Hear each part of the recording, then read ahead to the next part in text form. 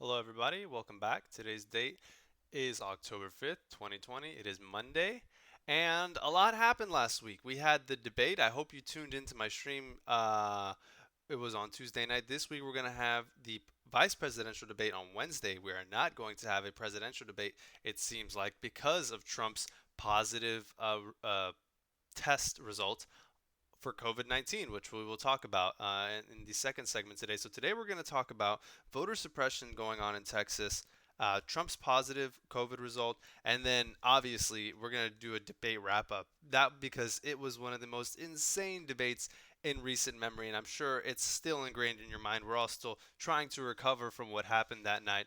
So starting off with Greg Abbott, who is the governor of Texas, he has limited drop-off locations for mail-in ballots to one drop-off location per county. Now, Harris County, which is the county I live in, usually has 12 drop-off locations for mail-in ballots, and it has been reduced now to one. It is not only one of the largest, I think the largest county in mass land size and land mass and population. It is also that same thing, land mass and population for the whole country. So, and he has chosen to reduce that number of drop-off mail-in locations to one per county in the United States. And that sounds bad for somewhere like Harris County, but also for counties farther out west that are much larger and have a much smaller population. People who vote by mail anyway might have to drive farther distances now to drop off their mail-in ballots. So this is obviously clear voter suppression. The vote by mail rules have not changed in Texas at all. Well, actually, there has been one change. You are now allowed to, I believe, you were allowed to register to vote 6 days more, 6 days longer for mail-in voting.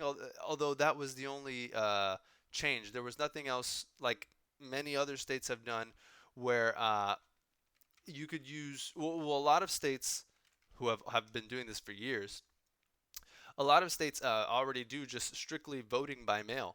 Uh, that has been the case in a few states for a few decades now, is my understanding. I don't remember the states off the top of my head. I'm spitballing here, but I think it's Colorado and Washington are two of them that do mail-in voting for the whole state. So it's not unprecedented, as Trump has tried to claim that we do unsolicited mail-in ballots, as he said. No, that's not unprecedented. Plenty of states have already done that. Plenty of states have been doing that for a long time. Texas did not join in, however, during the pandemic in saying that they wanted to expand mail-in voting to everybody. Our mail-in voting to qualify for mail-in voting in Texas, the rules have not changed. You either have to be elderly, you have to have a reason for not being able to show up, a valid reason, and fears of COVID are not a valid reason, or you have to be disabled. You have to have some sort of valid reason that would have applied pre-COVID for it to not work. So it's not like we expanded mail-in voting and then said, well, maybe since we expanded mail-in voting, there might be more fraud, which there's no evidence of that. But maybe since we did that, we can reduce it to one drop-off location because there might be fraud. We're literally doing the election the same way we've always done it, except I think, like I said, you get 6 days more to register for mail-in voting, although it's the same people who can still register. But now we just have one drop-off location per county. This is clear voter suppression. I mean, it's just there's no other way to say it. That's exactly what it is. The race is tightening up in Texas. Um, it has been Trump is currently up through the RCP average, our Real Clear Politics average in Texas, which they don't take into account every single poll, but they take into account what they believe to be the most credible polls. In the latest poll, Trump is up by 4.2 or I'm sorry, the latest poll Trump is up by 4%. That is a UMass poll, and the margin of error is 4.3%. So in reality, Trump could be down 4%. You can do the math on that one, and the previous poll before that, Trump was up 5% with the margin error of 3%, which means that Joe Biden could actually be up by 1%. So the race is really close in Texas. It's tightening up. There was a poll that's not here in RCP in the Real Clear Politics that came out recently in which Joe Biden and Trump were tied. I don't remember that exact poll. I don't think it was. Not saying this poll is uncredible, but it's not. It didn't meet the qualifications to be considered in the real clear politics aggregate. Perhaps maybe that's because the pollster was not the best rated or what have you. But either way, all indications are that Texas over the past few years has been moving more towards the left. If you remember when Beto ran, the polls said he was down by, I don't remember. It was more than 5 points. The polls that were entering into the race when Beto O'Rourke was running against Ted Cruz in 2018, which was the first election I voted in, he was down by more than 5 points. Beto O'Rourke was, and then when the polling closed up, the voting closed up, and votes were tallied, he actually was within like 2 or 3 points of winning. So it was actually a lot closer than the polls had suggested. Although Beto did lose, and every indication based on demographic shifts and based on electoral results that we've seen from the past few years has indicated that Texas is moving blue. And in the next 20 years, I feel in the next 20 years, I can say for certain, we will have at least one Democratic senator and maybe two. Although that's pure speculation. But like I said, this is just clear voter suppression on the part of Republicans. Of course. I mean, the logic, according to Greg Abbott, is, well, these are unprecedented times in mail-in voting, and we want to make sure that it's safe. And he said he's going to be. I don't remember if he said he was implementing poll watchers, but there will be poll watchers at these locations, at these one drop-off locations per county, and this is just very concerning. uh, Again, I don't remember the exact if he said he was going to be employing his own poll watchers, if he was encouraging others to do so. Either way, it's completely unnecessary, and we should have just kept on doing things the way we are doing.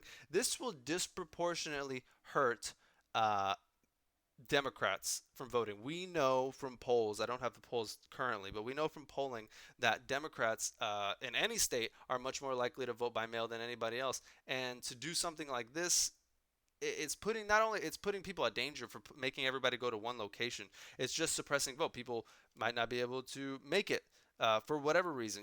Whatever plethora of reasons. You might in any individual case we might be able to say, oh, well, this person was just lazy and they couldn't make it because this or this. And in reality, if they would have just made some time, whatever, okay. But we can point out these individual tiny cases, but in the aggregate, we can say that this will disenfranchise voters, and this is the strict purpose of this. Now, thank goodness this isn't going by just silently and no one's doing anything about it. The League of Women Voters and the League of United Latin American Citizens are suing the state of Texas to stop this from happening, although voting is not that far out here in Texas. I think it starts, oh man, just in a few days. Let me see when. I'm looking this up. We do this live, folks. I think next week early voting starts in Texas. I believe it's currently October 5th as of recording this. Yes, on Tuesday, October 13th, early voting starts in Texas, which is in fact next Tuesday. And so voting is almost underway. I mean, it is underway right now, I would say. And I'm not sure if you could have already sent in your mail-in ballots, although I think so. So voting is already underway in Texas, and or very close to it. And now they're doing these final last-minute rule changes, and hopefully this lawsuit can go somewhere. Although I don't know, I'm not an expert on these sorts of things, on lawsuits, and I don't know how fast these can move. I don't know if they even have a case here, but it's definitely something to keep an eye on. Again, the show is called Texas Progressive. I try to talk about Texas as much as possible, and we need to, as I've mentioned in the past with episodes about Dan Crenshaw, I think I've talked about Greg Abbott in the past. Republicans are a plague in Texas, and we need to get away from them. They have been detrimental to our state for a long time. They suppress voters, they lie to voters, they drag us into. I remember recently there was a ballot, there was an election, there was a vote for something. I think it was last year in 2019, where there was an initiative to not have an income tax in Texas, although our constitution already guarantees no income tax. So it was just literally a way to put a double band-aid over no income taxes, which would pay for things like schools and roads and things like that that we need in this state. And like I said, we just need to get Republicans out of Texas. Okay, so Trump has coronavirus. I'm sure everybody knows this. Um, so on Wednesday, Hope Hicks, and the idea is that Hope Hicks, which is an aide to the president is the one who had coronavirus, or she was the one who initially was symptomatic among all the president's advisors during a rally on Wednesday, this past Wednesday, that which was the 30th in Minnesota. Hope Hicks began to feel symptomatic. And when they were on the way back to Washington, D.C., they being the Trump administration, were on the way back to Washington, D.C. on Air Force One, Hope Hicks isolated herself in the back of the plane away from everybody else. And it later came out the next day that she was positive, in fact, for COVID-19. And Trump had a fundraising event in Bedminster, New Jersey, I believe at one of his golf courses. And he knew that Hope Hicks was positive. He knew that he was going to go beat donors, and he still went anyway. And at a golf course with large donors, the implication here is that Trump's going to be meeting much older people. Now, granted, these are probably rich older people if they're showing up at a event like this. So they probably have access to great treatments. But even then, well, what if these people spread it to other people? That, it's just complete irresponsibility to think, some people speculated that, well, maybe Trump knew he had coronavirus on Tuesday's debate, which was on the 29th. Yes, the 29th. And he went purposely trying to infect Joe Biden. Joe Biden has since tested negative twice. Although there is no evidence of that. I'm not going to spread that disinformation here. There is no evidence of that. The evidence that we have so far is that Trump did negligently go to Bedminster, New Jersey to a fundraising event, knowing that Hope Hicks, his advisor, one of his advisors, tested positive, and that he was potentially positive himself. He had not been tested at that point. And later Thursday night, he got tested. And on Friday morning at around 1 a.m., Trump tested positive, which the now famous tweet that has almost 2 million likes of him saying him and the First Lady have the coronavirus.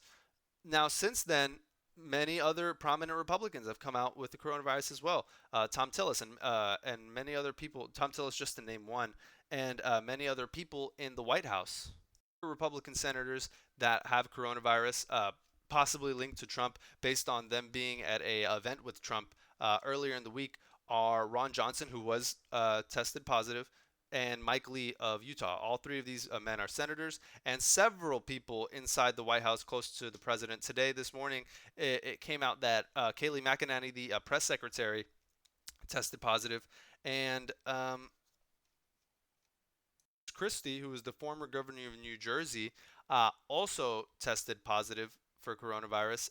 He was coaching Donald Trump before the debate, which is concerning. Again, if Chris Christie was talking to Trump before the debate, is it possible that Trump could have had coronavirus before or during the debate? Who knows? Or maybe he was just around the White House where the coronavirus was, and he got it that way. But Chris Christie has it. Kellyanne Conway has it, and she had apparently hidden it for a while until her daughter, Claudia, posted it on TikTok that she had the coronavirus. And then Kellyanne Conway later came out and confirmed she, in fact, did have coronavirus. The campaign manager of the Trump campaign, Bill Stepien, had tested positive, and White House aide Nicholas Luna had tested positive. So these people are completely irresponsible. These are the same people, and RNC chair Ronna McDaniel, to name another one. And these are the same people who tried to declare victory in May after they not tried to declare victory. They did declare victory against the virus in May. This is the same administration who tried to say in April that we would open up the country by Easter. The churches would be packed. And look, here we are in October.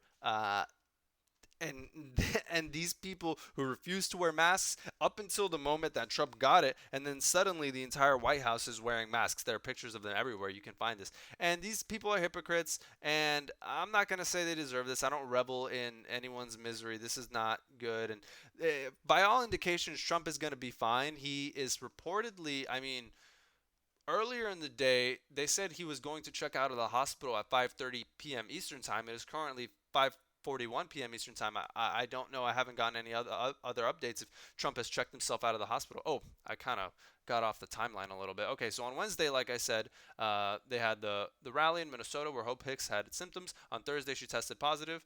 On Friday morning, Trump tested positive. On Saturday morning, or on Saturday, all day Saturday, Trump spent the day at the military hospital. Um, to read, and he spent all day there. There were clips of the doctor's physician or the president's physician, Dr. Sean Conley.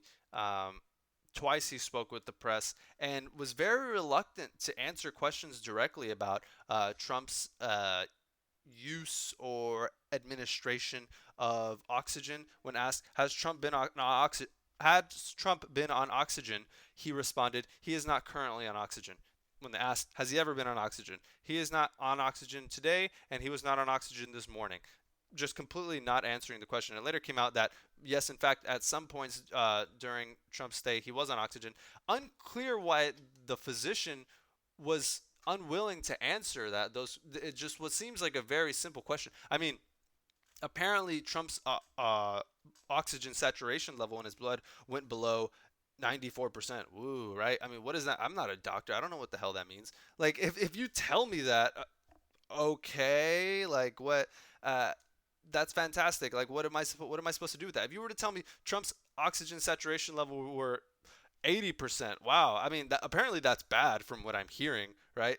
But it's like, why hide something like this when most people aren't gonna get any real value from uh, you saying, Trump's oxygen levels were bad. It's just the truth, and it's not going to make the situation any worse. Well, I mean, it might. I mean, it might indicate that his condition was worse, but obviously he's much better now, and he's getting the best care in the world for free, mind you. Somebody pointed out on Twitter, and I thought this was really worth a thought.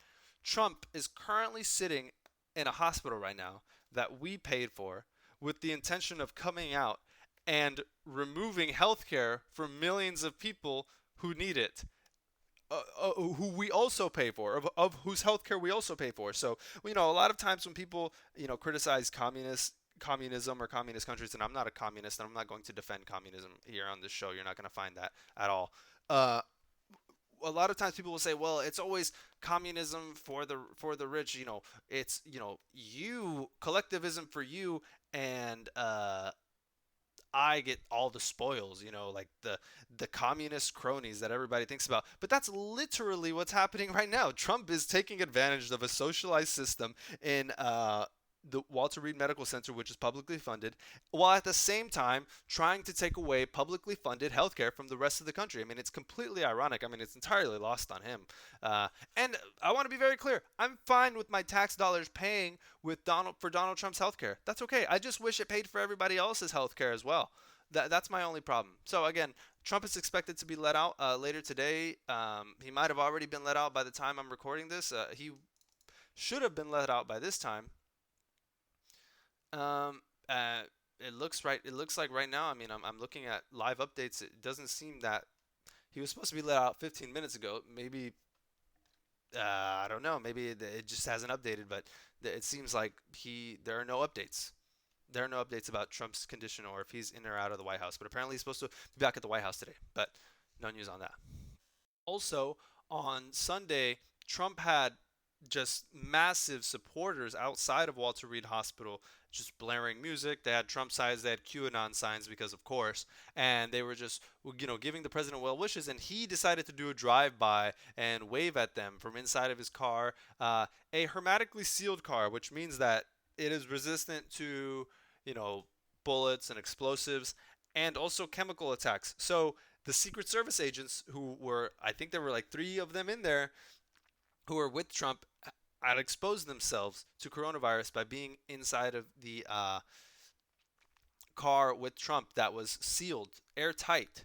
A doctor from Walter Reed Hospital, which was the hospital Trump was staying at, military hospital, called the move insanity. He said every single person in the vehicle during that completely unnecessary presidential drive-by just now has to be quarantined for 14 days. They might get sick. They may die. A physician from Walter Reed wrote.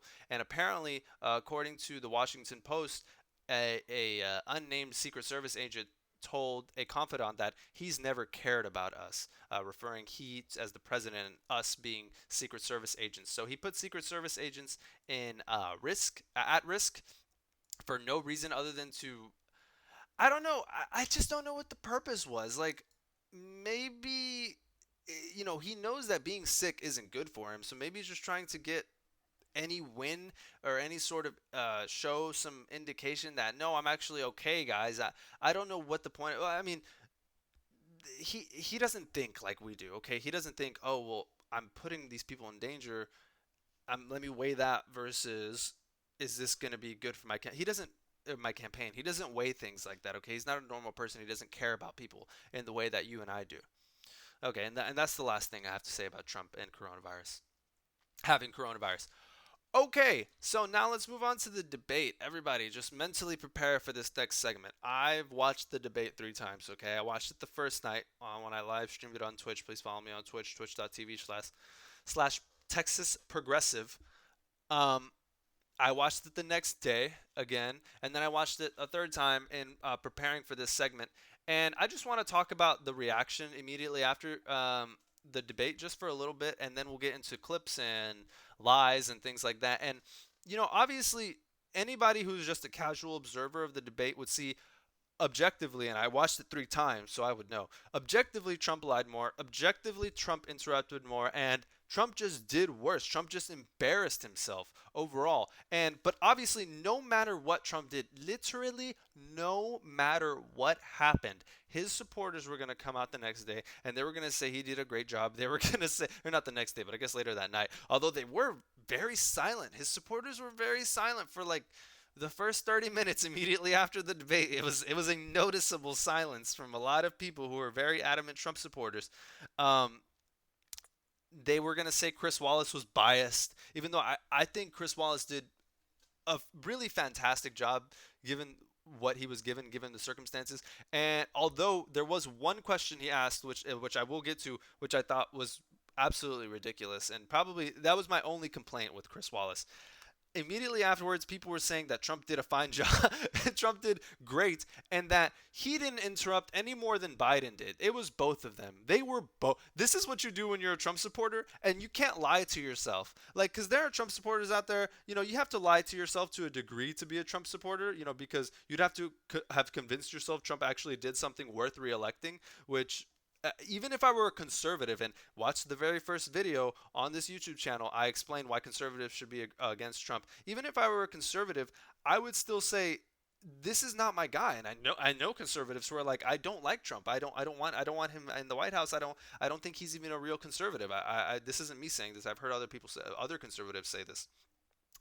And conservatives who can't lie to themselves too much. Again, you have to be able to lie to yourself to a certain extent if you're going to be a Trump supporter. But conservatives who can't completely lie to themselves had to convince themselves, oh, they both were bad.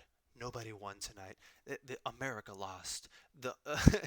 Everybody was a loser tonight. They have to convince themselves of that because the alternative isn't, oh, well, Joe Biden embarrassed himself on stage. The only alternative to that, if you are somebody who is incapable of lying to yourself, is Trump embarrassed himself. He embarrassed his administration. He embarrassed his supporters. He is an embarrassment he embarrassed our country. And so, to the conservatives out there who said, well, nobody won tonight, America lost. I agree with that. But it was objective. I can, not objective, but I can say without a doubt that Joe Biden did much better, just optics wise. He just looked better.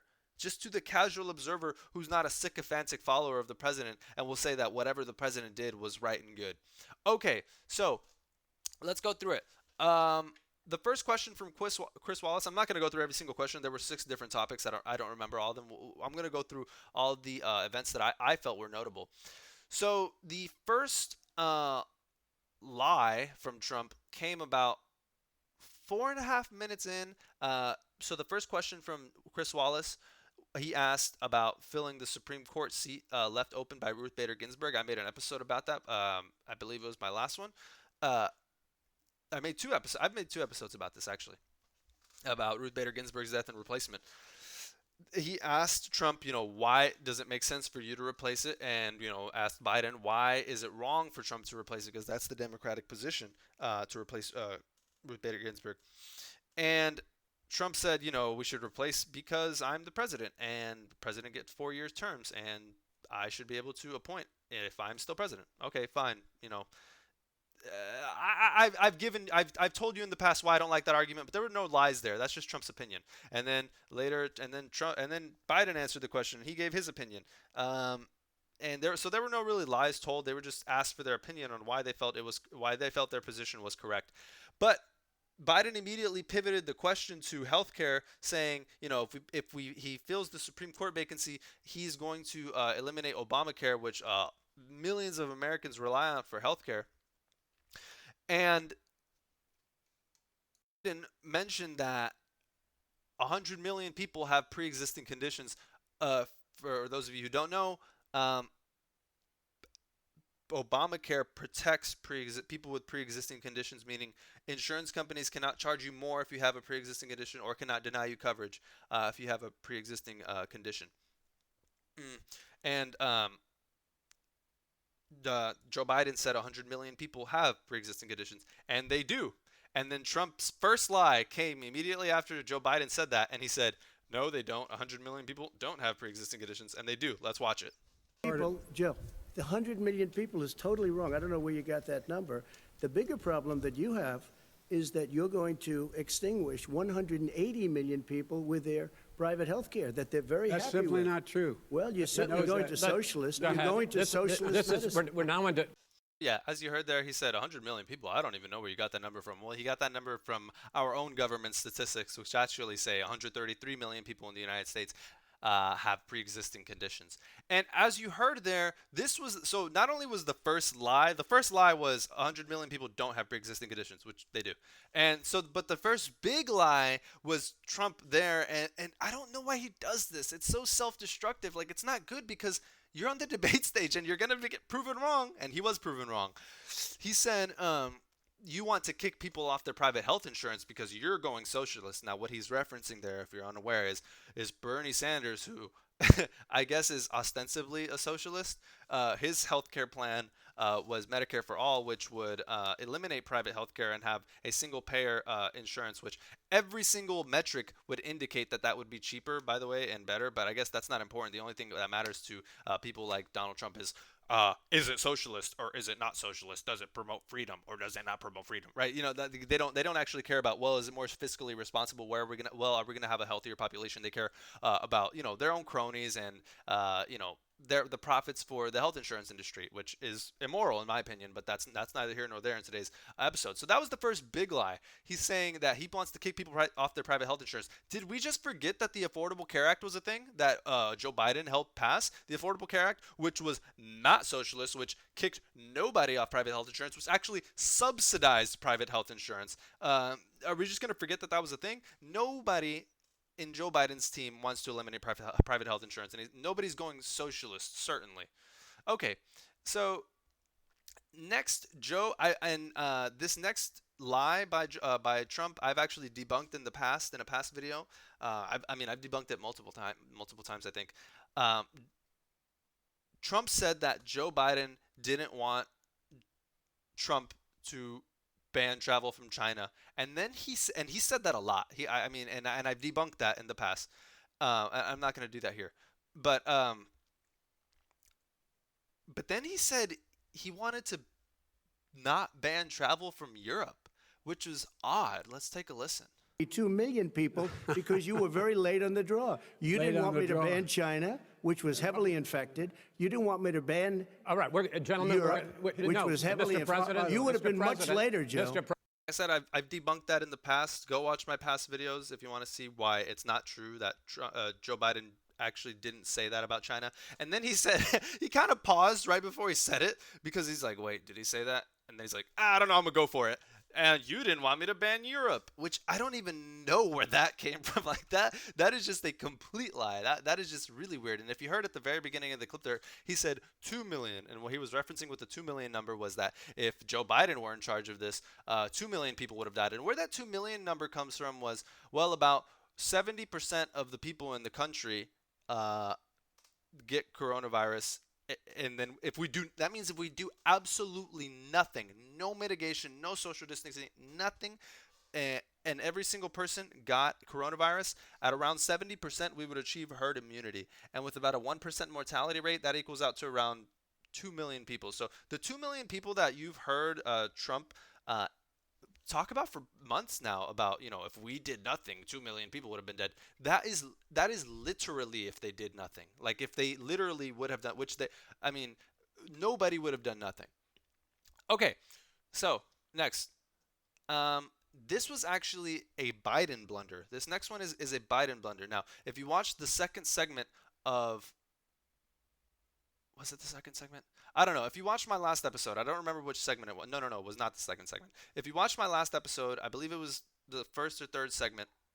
I talked about how I'm uncomfortable saying that I'm uncomfortable saying in certain terms that Roe v. Wade is in danger of being completely overturned with this next Supreme Court nomination. Now, I'm not going to go through all the reasons why that is. I said that in the past episode, but I'm uncomfortable saying that just simply because, just to put it simply, there's not too much evidence that that's the case, and there's not really. I mean, Republicans are against abortion. I mean, that's clear on itself. But with the specifics of Roe v. Wade, it's not clear that Republicans want to overturn that, or at least not Amy Coney Barrett and the Supreme Court as it would be if she were in it. Maybe she personally does. And actually, I believe I didn't prepare this for this story because it wasn't relevant. It wasn't relevant. But there was actually a small newspaper clipping from several years ago that Amy Coney Barrett wrote saying that Roe v. Wade needed to be repealed or Roe v. Wade needed to be overturned. But I still don't think it's in as much danger because she has said things in the past that indicate that that probably won't be the case. I think is are people's rights to abortions more in danger with Amy Coney Barrett on the court? Absolutely. I'm comfortable saying that. I'm not comfortable saying Roe v. Wade is definitely going to be overturned if she's on the court. I'm not comfortable saying that. But Joe Biden went for it, and he actually did say Roe v. Wade is on the ballot, and Trump called him out. He said, "No, it's not. Why is it? Why is it on the ballot? It doesn't need to be on the ballot." Listen to this. Is that the president also is opposed to Roe v. Wade. That's on the ballot as well in the court. And so that's also at stake right now. And so the election is already You don't know it's begun. on the ballot. Why is it on the ballot? Because Why is you it on the said ballot? It's not on the ballot. it's on the ballot in the I court. don't think so. In the court. Well, There's nothing happening there.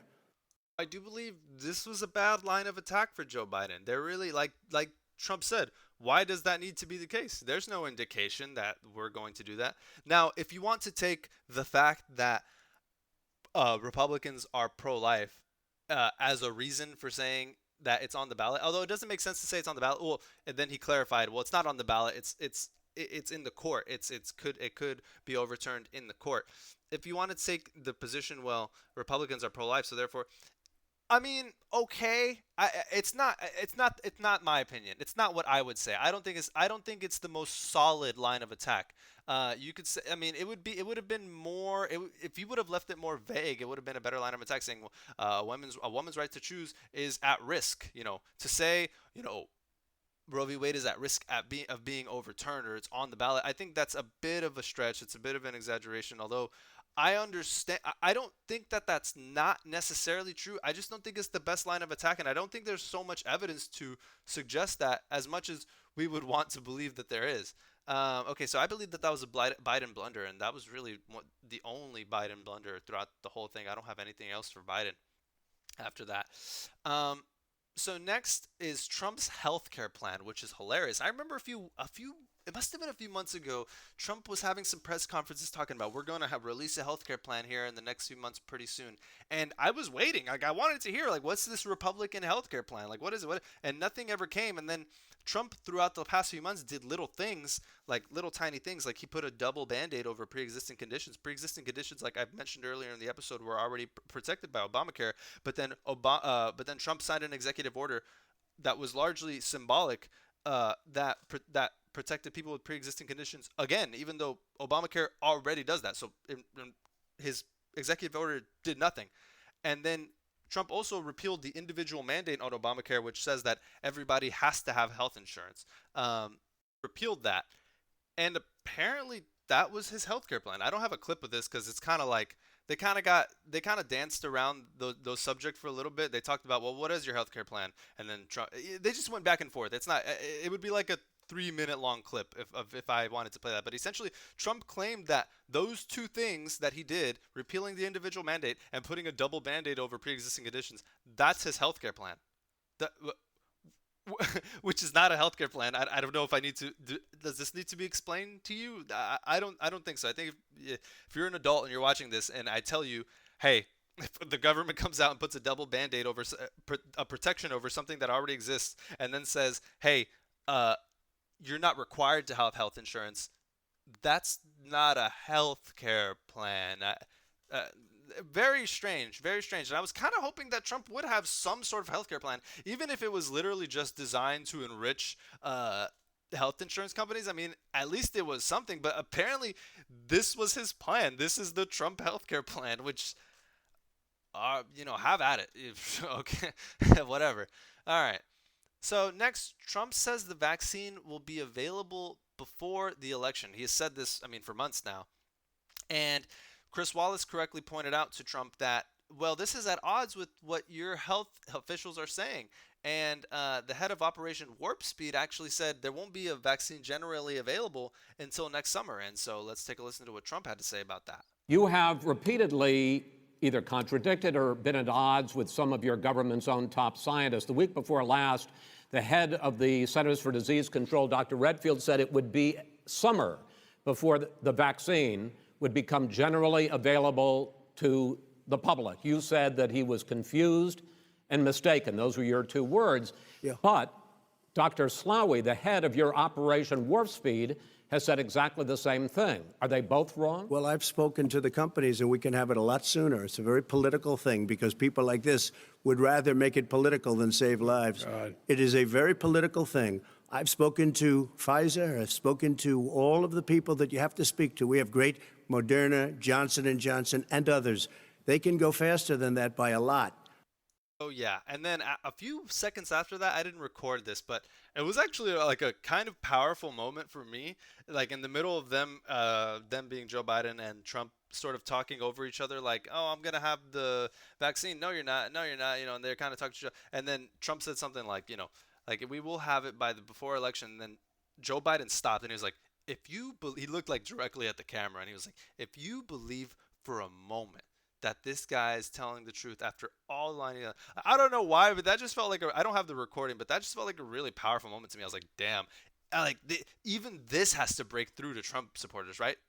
No, of course not. I hope so. I hope somebody was, because like literally, if you believe this guy for a second that we're going to have a vaccine before election day, you are a very confused person.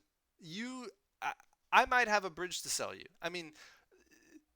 He is a liar. He's a known liar, and everybody knows, even his own supporters know, and they're already mentally preparing themselves to make the argument that it's the Democrats' fault that we didn't have the vaccine if it doesn't get here before November, which it won't, and I guarantee that. Okay, it won't be generally available before November, which I'm not changing it all of a sudden. That was literally the question that was asked. And then if you watch the debate, that's what Chris Wallace was specifically asking for. Not the development, talking about general distribution. And Trump said, yes, before we have the military ready. The military is ready to go. They can distribute, millions and millions of whatever. Okay. Trump said some doctors said masks don't work and that he's held outdoor rallies. Let's just take a listen. We'll talk about it. Because people want to hear what I have to say. But are you I've not done a worried great about it job spreading as a disease? president, and I'll have 35,000 people show up at airports. We use airports. Are you and not worried hangars, about and we the have a disease lot of issue, people. sir? Well, so far we have had no problem whatsoever. It's outside. That's a big difference, according to the experts. And we do them outside. We have tremendous crowds, as you see. And literally on 24 hours' notice.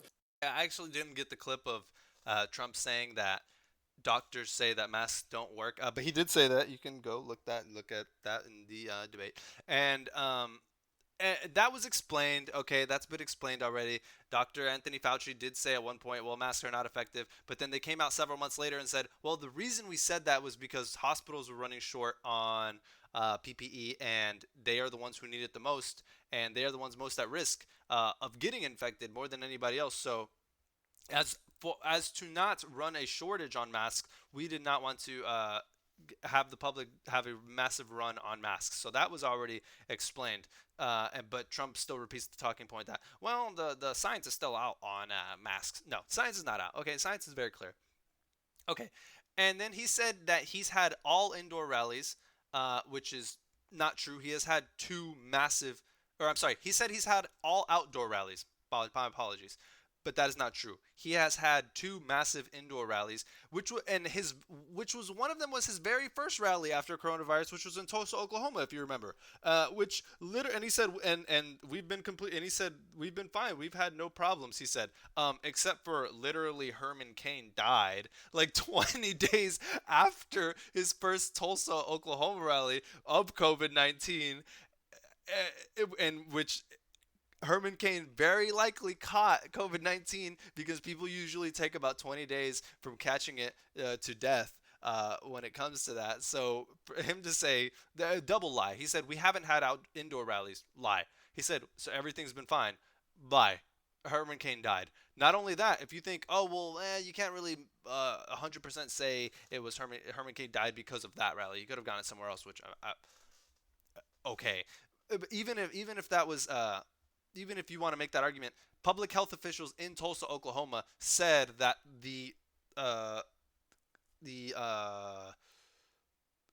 Tulsa, Oklahoma rally by Donald Trump caused a local spike in the area. And in fact, 3 weeks later, you could see that cases were spiking massively for several weeks following the rally. So things weren't getting better. And it's hilarious that Trump was doing like this victory rally literally in the middle. It's not even like, oh, we're coming off the pandemic. No, man, it ramped up much higher for several weeks after he did that rally. So completely irresponsible, and he definitely contributed to that.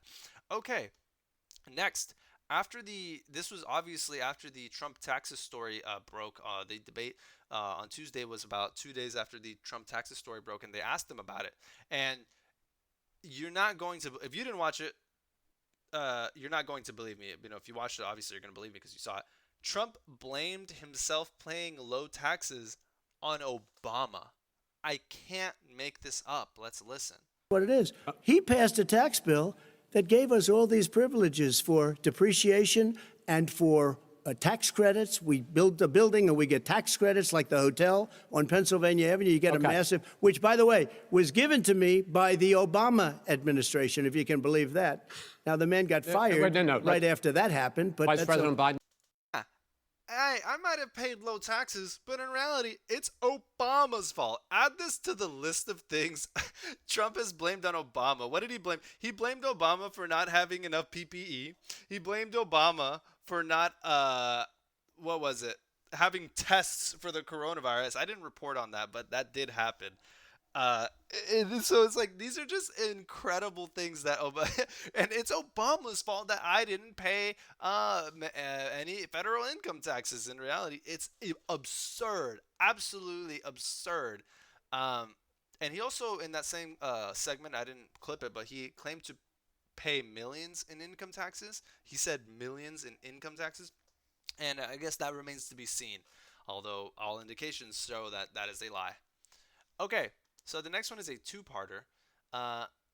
Trump says that Biden can't say the words law and order, and then Joe Biden says it. And then also Trump has a racist dog whistle moment, and Biden calls him out on it. I thought this was a perfect moment. Crime. It is crazy what's going on. And he doesn't want to say law and order because he can't, because he'll lose his radical left supporters. And once he does that, it's over with. But if he ever got to run this country and they ran it the way he would want to run it, we would have We would our run it suburbs the would way- be gone. By the way, Suburbs. our suburbs would be gone, and you would see problems like you've He never would seen know a before. suburb unless he took a wrong turn. Oh, I know suburbs. He would not. So much I was better. raised. Go ahead. I was, Wait a minute. I was So much raised in the suburbs. This is not 1950. All these dog whistles and racism don't work anymore. Suburbs are by and large integrated. There's many people today driving their kids to soccer practice and/or to black and white and Hispanic in the same car as there have been any time in the past. You in favor of law and order? I'm in favor of law. You follow Are you in favor of law and order? Go ahead, Yes, I'm say in it. favor. You Everybody's asked a in favor question, of let him finish. Law lose- and you order. lose his Law left. and No, order. let him answer. Law and order with justice, where people get treated fairly. So that was just a slam dunk moment. Somebody threw in the layup and Joe Biden just slam dunked that in there. I've discussed this in the past, in a past episode. It's called Suburbs, Fascism, and Demon Sperm. I talk about how Trump's whole thing about the suburbs and Democrats want to ruin the suburbs is a racist dog whistle. I've literally, go watch my episode on it.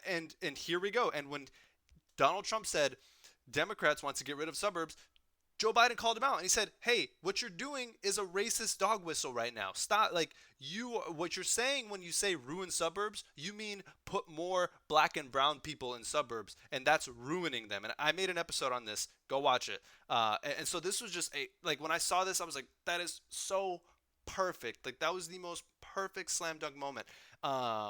I think that was probably my most favorite moment of the debate because he caught him up in his dog whistle and he called him out for it, and it was just it was amazing. And we don't really talk about that dog whistle suburb. I was like the only one out of like anybody I saw really emphasizing that, hey, this whole Trump's tirade on suburbs is a racist dog whistle. I called this out, and not many other people did. And here we go. And here is Joe Biden calling it out. I thought this was perfect. And then, as you saw in the second clip, Joe Biden said law and order 3 times when Donald Trump said, "You can't say law and order. You can't say law and order." And then Joe Biden literally said it 3 times. He said, "I'm in favor of law and order," 3 times. And then it's hilarious because later in the debate, like literally just, I think maybe a few minutes later, Donald Trump said it again. "You can't say law and order," even though I just showed you a clip of him saying it 3 times in a row. Like, it's insane. So, just great moment there. Okay. Yes, racist dog whistle. So we get to the stupid question. What I thought was a really stupid question by Chris Wallace, and I have a clip of it. But essentially, Chris Wallace asked Joe Biden, why didn't you call the mayor of Portland or the governor of Oregon and ask them to bring in the National Guard to quell the riots and protests that were going down? And that was a stupid question. And then Joe Biden answered it in the only right way there is to answer it, which is, I don't hold any public office. Why would I do that? So that was just a dumb question. There's not much more to say. I don't know why. Don't be fooled, okay? And conservatives allowed themselves to be fooled by this. Chris Wallace is not a liberal, okay? He's a conservative guy, okay? And he still has conservative views, and he's still a mainstream media talking head, okay? So don't be confused for a moment and think that Chris Wallace is somehow on our side on anything. No, that was a ridiculous question, and Biden handled it perfectly. Okay, and next is one of the big moments from the debate where Trump refused to condemn. Okay, he didn't refuse to condemn white supremacy. I'm not comfortable saying that. He half unwillingly kind of condemned white supremacy, and then immediately moved on to the subject and said, well, but the real problem is this. So let's listen to this. This is a big moment. Criticized the vice president for not specifically calling out Antifa and other left-wing extremist groups.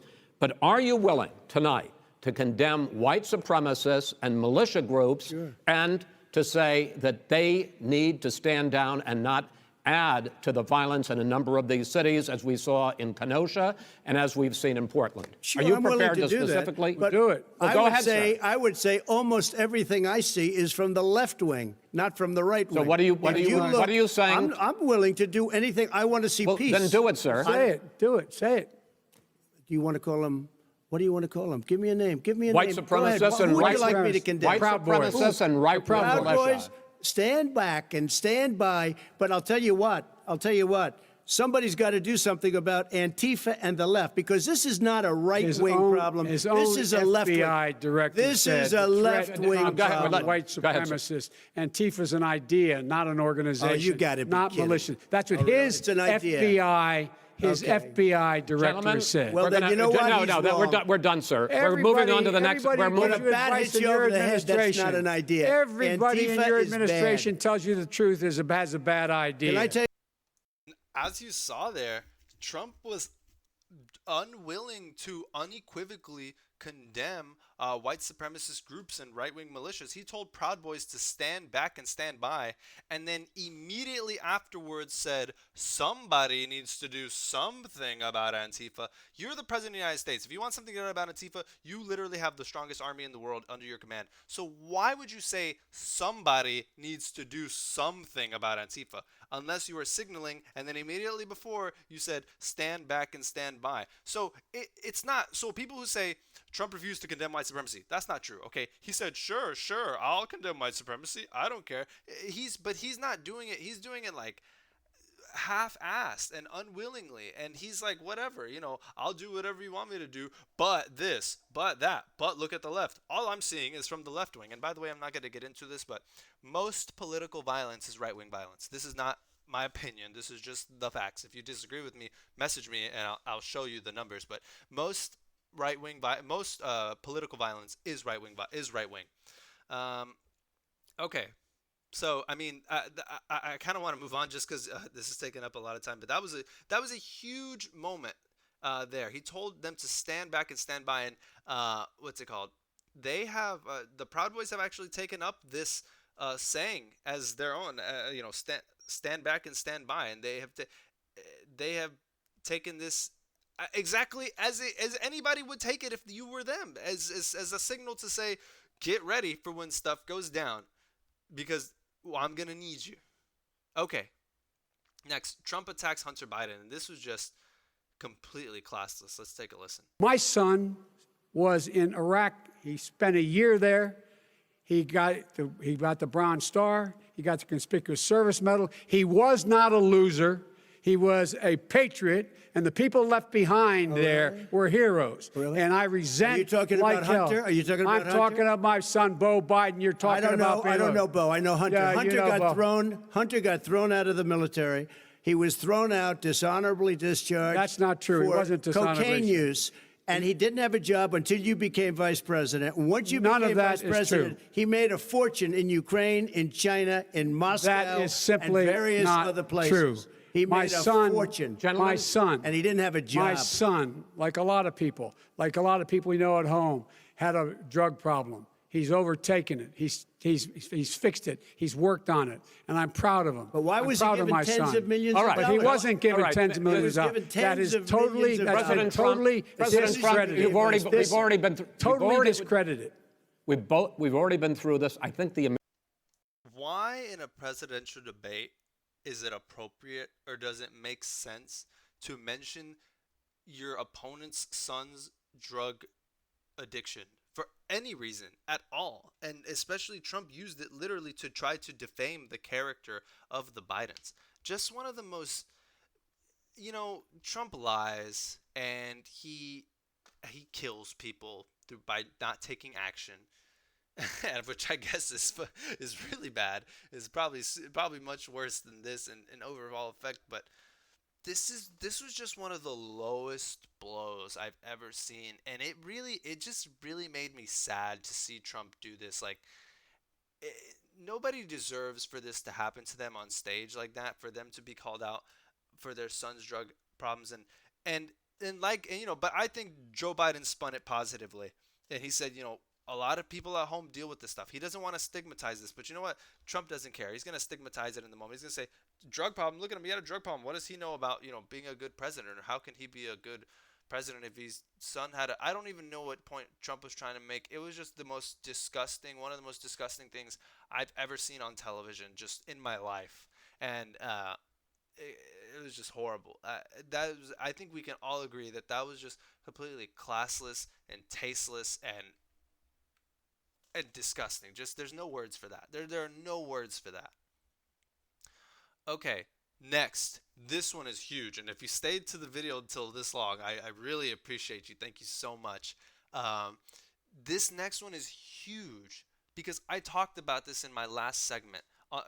In the second segment of my last episode, I talked about this. I said, guys, Republicans are setting up the expectation that maybe the court is going to have something to do with this. I kind of use loose evidence and sort of circumstantial evidence to show that's what they were doing. They were setting up the expectation that the courts would have something to do with the election, so had something to do with deciding the election. And at the end of that segment, I said, I hope I'm wrong about this, and I hope I'm misinterpreting the situation.